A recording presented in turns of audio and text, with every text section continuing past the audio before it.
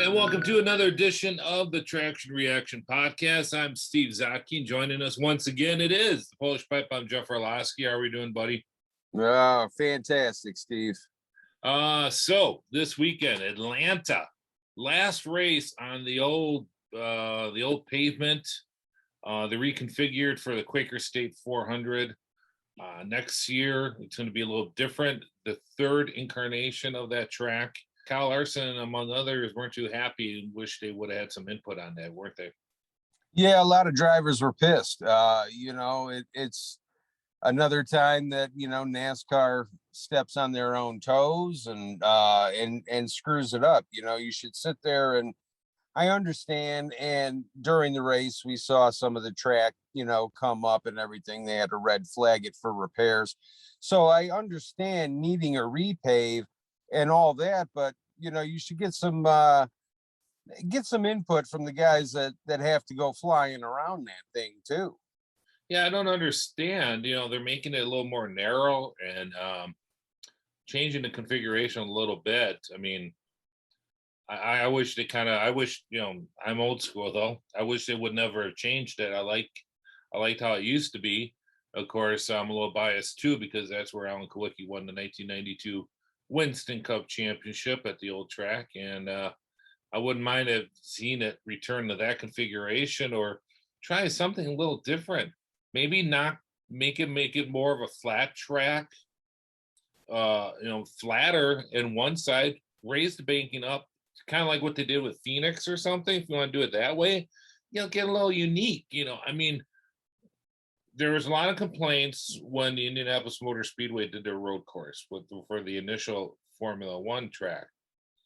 And they didn't like it. It wasn't very racy. And they said, well, we're going to fix it. And they brought in, half dozen drivers. What would you do? They took their advice, and it's a much racier track than it was, especially when Formula One there. Iowa's a very racy track, which rumor is that it might be back on the IndyCar schedule next year. There's some people interested. The price has changed apparently, so we might get racing back at Iowa, I hope, and then hopefully that domino will fall, and then Milwaukee Mile will be next. We'll see what happens. Anyways, but getting back to Iowa, Rusty Wallace helped design that track. He said, well, let's do it this way, let's do it that way. So I thought, somebody like Kyle Larson, I mean, lean on the guys that are really into the racing, the history of it, the engineering part of it. Bring in Dale Jr., bring in Kyle Larson, bring in a couple guys, bring in some guys from GM, Ford, I don't care, some engineers, some guys that work on the car, some guys that are developing the new car, get some feedback. Hey, what can we do with this track? Make it racier and do a couple things, change it, and go from there. They didn't do that. I don't know why. Yeah, it's not like we're sitting there and asking them to poll every driver, right, or even sit there and follow all of the recommendations, from the drivers.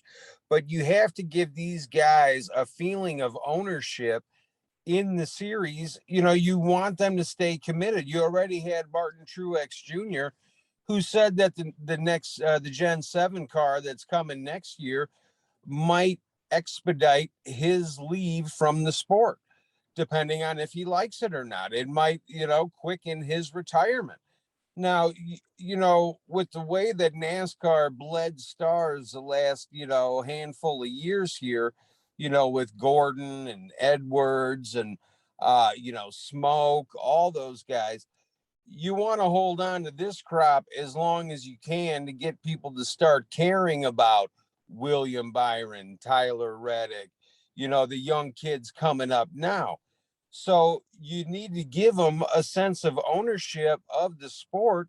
So even if you don't listen and follow what they say, you still got to get their opinion, get it down so they feel like so the drivers feel like NASCAR cares about what they think.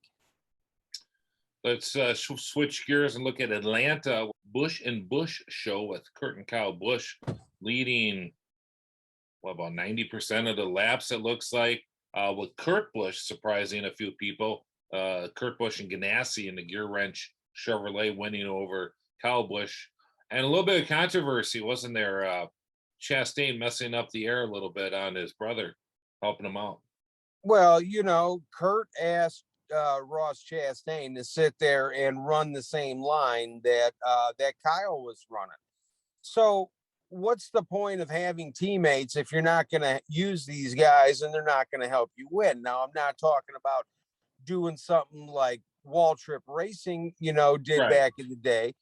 It's well within the rules. Now, Kyle Busch, and I love him. He's such a firecracker and all that. I think he's just phenomenal for NASCAR, besides the fact that he's got the most talent out of any, natural talent out of any driver in the series, with now maybe the exception of Kyle Larson. But for him to sit there and complain about it, it's Kyle being Kyle. But you cannot fault Ross Chastain, who was on the lead lap and fighting to stay there for, moving and trying to take away Kyle's line. So did it help Kurt? 100%. Do I think it was dirty in any way at all? Absolutely not. No, and it made sense. I mean, I was watching the race and you could see Kurt was running better down low and Kyle was running up better up high. And you're coming up on lap traffic. If I'm Kurt Busch's spotter, I'm telling all the lap guys to go high. Yeah. Run your cars high. And I'd even go to some of the guys that are running in back. I said, we'll buy you a set of tires if you run up high. I mean, it was making, and it's nothing new. Guys have been doing that for years. If there's a preference and you're just looking for that advantage, unfair or not, I would have done the same thing. And I would kind of like to know if the spotter was doing that same thing, because if I'm the spotter, that's what I'm doing. I'm telling those guys to run high because Kyle Busch was running, and him and Kyle Larson, those guys in the past too, they love to run that line, that high, wide, and handsome line, and they come zipping off a turn 4, and they got so much momentum, and it was kind of fun to watch, even though we didn't get a pass for a lead, but there was some strategy in play, and there was lap cars, and for once it was kind of nice to see people not bitching about the lap cars. Lap cars is a part of racing. It always been, and it's not even as bad as it used to be. The cars back in the day where you had a much wider range and speed between the guys running up front and running in back. I was listening to the Dale Jr. podcast, and Jimmy Means brought up a point, which, I didn't really think about it, and independents him, like JD McDuffie, Dave Marcus, and a few of the guys in the late 70s and early 80s. I never knew this. There was about 4 or 5 guys, they used the same pit crew guy. Jimmy Means only had one full-time guy were helping him all the time, and then they would pick up the rest of the crew guys in that, and out of whoever they would pick up, they'd pick up the best guys, and those are the guys that would pit the cars, and they'd pit 4 or 5 cars. Wow. And he goes, if you look at the box scores and see guys like running 9, 10, 11 laps behind, it was mainly a majority of that was because of the pit. They would lose so much time in the pits, especially green flag pit stops, compared to the guys Petty, Pearson, Allison, and those guys and Waltrip that had full-time pit crews. So I thought that was a really, really interesting point. I never knew that.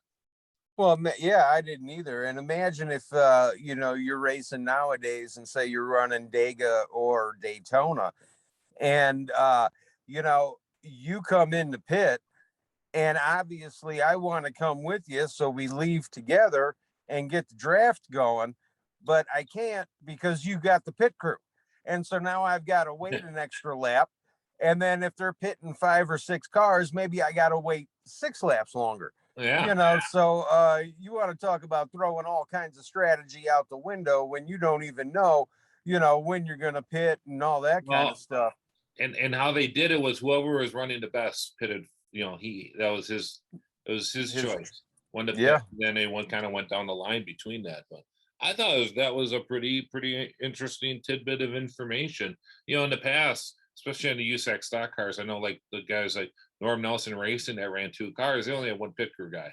So and there was times where one guy would come in and the other guy had to come in too, Well, you know what? He had to wait behind the other guy until the other pit crew was done, and then he'd pull in, and then they would do 2 cars in a row. That's how it was done. Any final thoughts on Atlanta with that big spoiler, low horsepower package that I'm not a big fan of? And Jeff, it's just aesthetically on TV, the cars don't look that hard to drive. I mean, granted, you got Kyle Busch winging it out there, and Kyle Larson, those guys, but I mean, you, you look you look at the box score, running. You had 36 cars running at the finish, and you had Ricky Stenhouse out because of suspension. And it's just there's the incident on the backstretch with the 53, but well, and then the track repair. But I mean, it, nobody. I'm not saying you need crashes, but damn it, this is racing. Those cars should be hard to drive, shouldn't they? Well, yeah, when they show the in-car cameras and you see the driver's hands barely move, Yeah, it doesn't make it look like, this is supposed to be the best of the best going head to head. And it definitely doesn't look like that. It looks like a Sunday drive and they got the damn thing on cruise control. So yeah, I agree. I don't like the low horsepower package. The cars look slow. And if they look slow on TV, and granted, I know that speed is hard to show on yes, TV, which is why going to the race in person is so much cooler, and you learn so much more than if you watch all these races on TV and you never go to the track. But it's a bad look, man. It looks awful.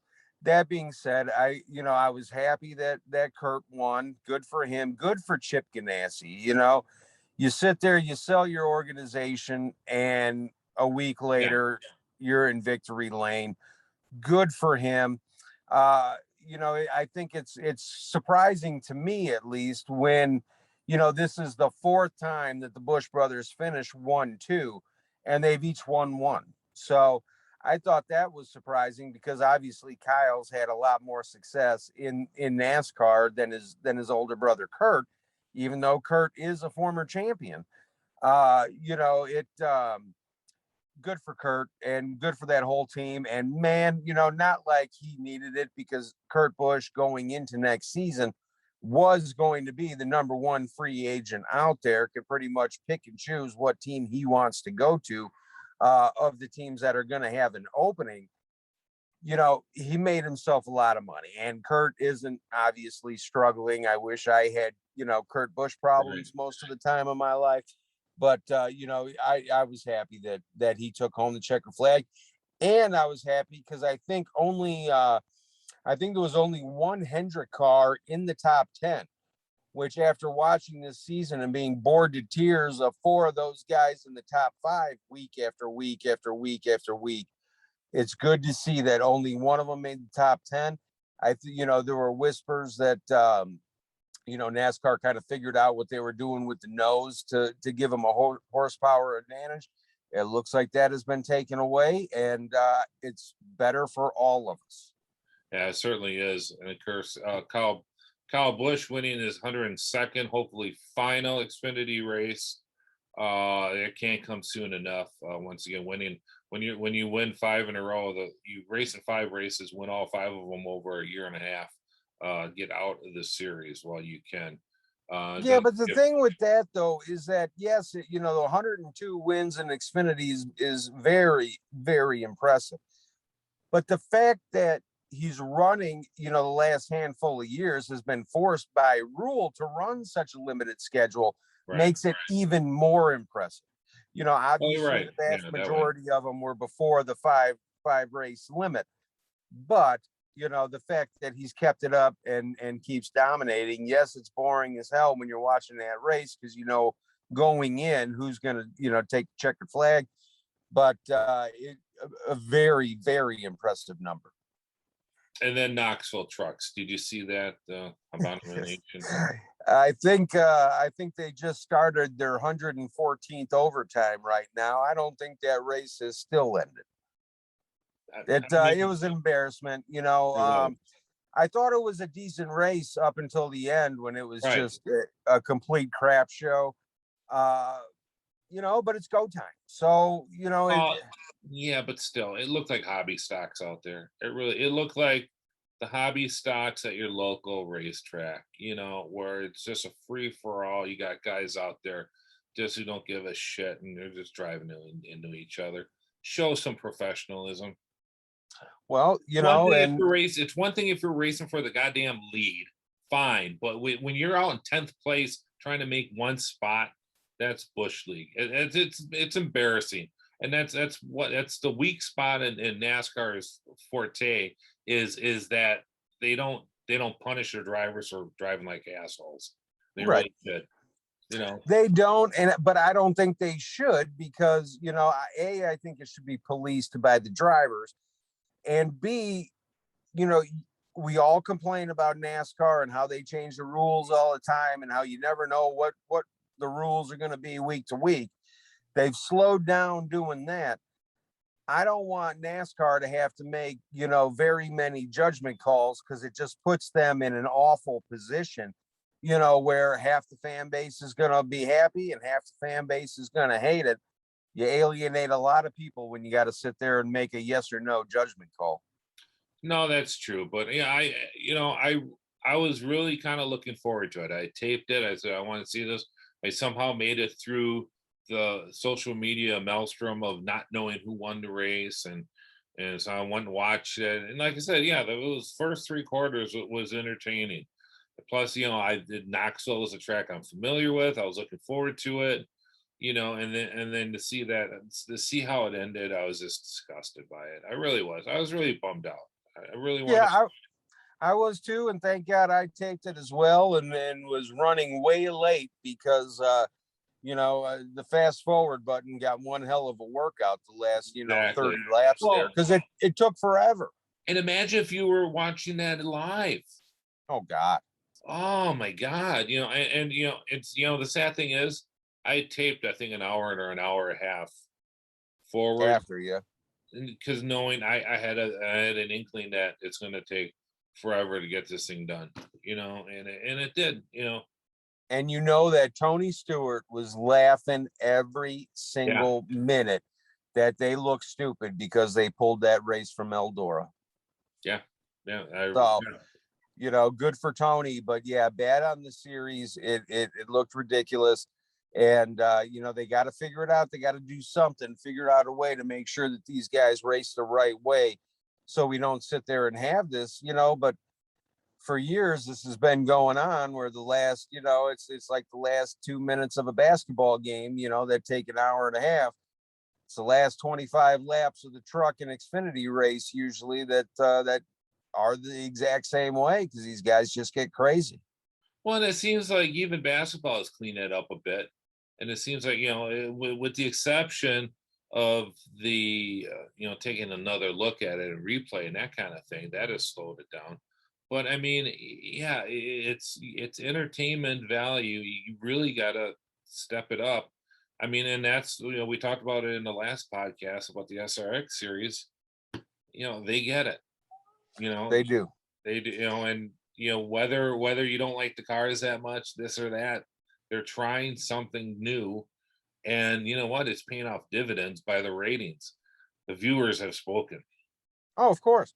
The truck series and Xfinity would love to have the ratings that SRX has. Now, granted, those guys are on FS1 and NBC Sports and stuff. They're not racing on CBS network, in prime time. So, Hmm. you know, yes, it's a little bit different because I would love to see what that truck race would have drawn, on CBS or Fox, throw it on whatever network you want, but actually in prime time. I think the numbers would have been better than SRX, but SRX is going in the right direction, and NASCAR, they spent the week looking foolish. Yeah, they really have. It'll be interesting to see with Nashville too with the SRX with Chase Elliott. He's going to go with number 94. I think it's going to be a gray car. So hopefully he won't stink up the show because he he's on top of his game, isn't he? He is, he's running well and everything, but like I said, the Hendrick cars this year and Chevy in general had one hell of an advantage for, pretty much the first 25 races. And, he's not going to have those advantages in SRX. That's right. We'll see. We'll see. I don't root for Chase. I root against Chase. I'll be rooting against him again. Any final thoughts? A lot, but none that anybody wants to hear. Jeff, thank you once again for joining us on the Traction Reaction podcast. We'll talk to you soon. Best time of my week, buddy. All right. Thank you.